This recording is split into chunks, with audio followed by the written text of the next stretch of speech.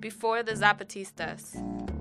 In 1524 to 1527, Spaniards conquered the Mayan people who lived in and around what is now called Chiapas, Mexico.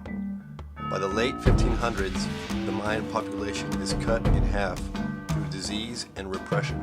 Centuries of virtual slavery at the hands of local elites, international traders, and dictators are challenged in the 1910 to 1920 years of the Mexican Revolution, with Emiliano Zapata and Pancho Villa among the war heroes.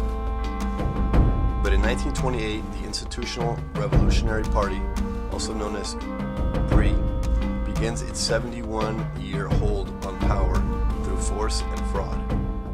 From 1940 to 1970, as cattle ranchers press for land from a booming indigenous population, over 100,000 indigenous people are forced to migrate into the Lacandon jungle of Chiapas.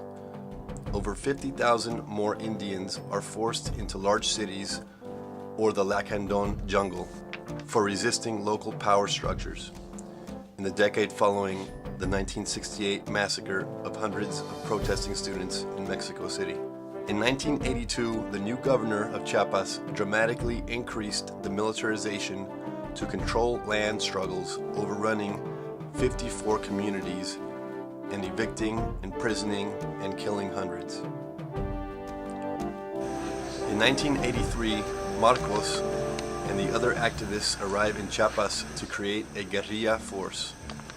The Zapatista National Liberation Army, EZLN, is born on November 17th with 3 indigenous and 3 mestizos. 3 years later, the EZLN enters its first indigenous community at the invitation of local leaders, and the EZLN learn as much about democratic communal decision-making as they teach about armed self-defense. 3 years after that, the EZLN has grown to over 1,300 armed members. The political arena is no alternative. In 1988, the populist opposition presidential candidate Cuauhtémoc Cárdenas is ahead when vote counting computers suddenly crash, and the PRI candidate Carlos Salinas is declared the winner. In 1992, Salinas reforms Article 27 of the Mexican Constitution, ending all hopes for land reform and facilitating privatization of ejidos, which are land held collectively by the indigenous, hard-won by revolutionaries such as Zapata and Villa. The next year, Zapatista communities approve a military offensive by the EZLN and appoint the group of comandantes and subcomandantes to lead the struggle. 1994, armed uprising. NAFTA is implemented on January 1st, and that day 3,000 armed EZLN members occupy 6 large towns and hundreds of ranches. By the next day, the Mexican army responds, bombing indigenous communities and killing at least 145 indigenous people. Mexicans nationwide demonstrate for an end to military repression, and a ceasefire is declared on January 12th. 1995, United States, paid violence. The Mexican peso loses more than half its value. The U.S. and the International Monetary Fund bail out rich speculators with $50 billion, but that does not reverse plummeting employment and living standards for workers. Chase Manhattan Bank issues a report calling for the Mexican government to eliminate the Zapatistas, which by now consist of dozens of communities and over 50,000 civilians. On February 9th, the army massively invades Zapatista areas of influence, eventually bringing over 60,000 troops to Chiapas, displacing 20,000 campesinos and disrupting indigenous life. In August, the Zapatistas hold the first international consulta. Over 1 million people vote, calling on the EZLN to transform into a new independent political force. 1996, agreement.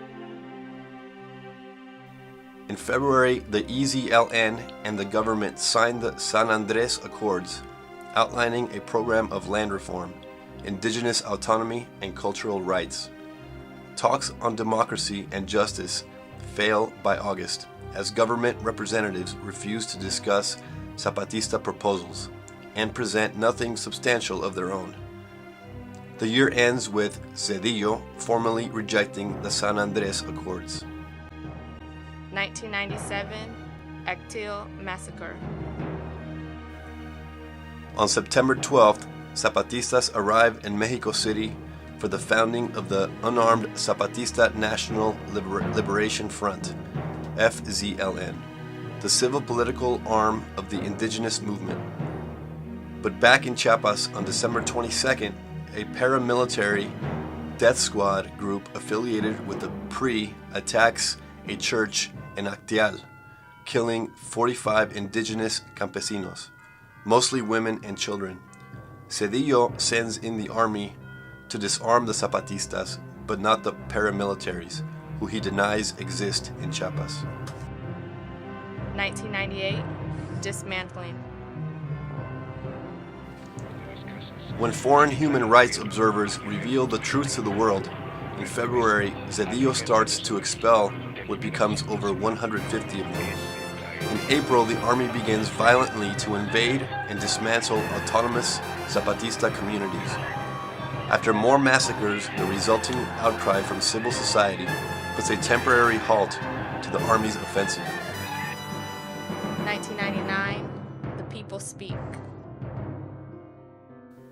In March, over 5,000 civilian Zapatistas conduct a week-long program of popular education throughout the country.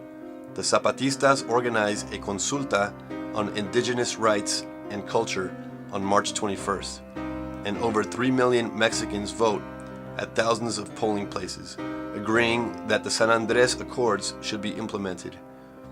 When state police occupied the autonomous community of San Andrés in April, the next day 3,000 unarmed Zapatistas non-violently forced them to leave the town.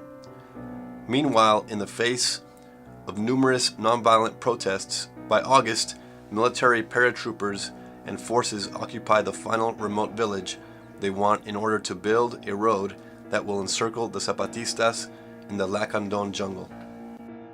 2000 to 2001, A Sly Fox. On July 2, 2000, Vicente Fox of the conservative PAN party is elected president, rupturing 71 years of PRI control.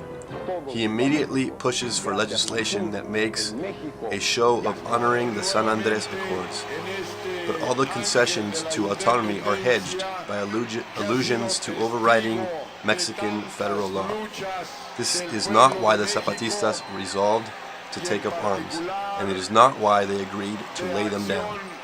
Their February 2001 caravan to Mexico City demonstrates enormous public support. Los independientes en todas las historias de luchas sociales que hay en el mundo, pero sobre todo en Norteamérica, es decir, en Canadá, en Estados Unidos y en México. Los medios de comunicación independientes han logrado abrir espacios, incluso dentro de los medios de comunicación masiva, dentro de los monopolios, que obligan a esos monopolios a tratar de dar cuenta de otros procesos sociales que se convierten en noticia, ¿no? El problema no es solo saber qué ocurre en una parte del mundo, sino entenderlo y sacar las lecciones que deben darnos, como si estuviéramos estudiando historia. Pero no una historia pasada, sino lo que está ocurriendo en estos momentos en cualquier parte del mundo. Es una forma de aprender qué somos y qué es lo que queremos y qué es lo que podemos ser y qué nos puede ocurrir si hacemos una cosa o si hacemos otra.